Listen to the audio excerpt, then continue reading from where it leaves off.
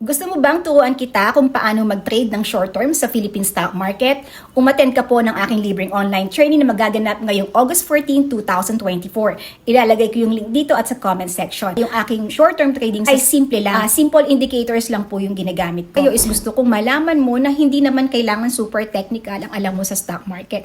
Pwede kang mag-start sa simple and then unti-unti aaralin mo. Okay, so ang ituturo ko sa iyo yung simple lang na alam ko sa stock market pero hindi po ako expert. Ang naniniwala kasi ako na kapag inaral mo siya unti-unti at tuloy-tuloy ay matututo ka pa ng skills sa stock market. So ako personally, ganun po yung ginagawa ko. Gusto ko talaga na matuto pa sa stock market. At the more I teach, the more I learn din eh. So, sharing my knowledge and also improving my skills kapag nagtuturo ako. So, kaya lang yung short-term trading ko sa stock market ay hindi po ako yung everyday magba-buy and sell or every week magba-buy and sell.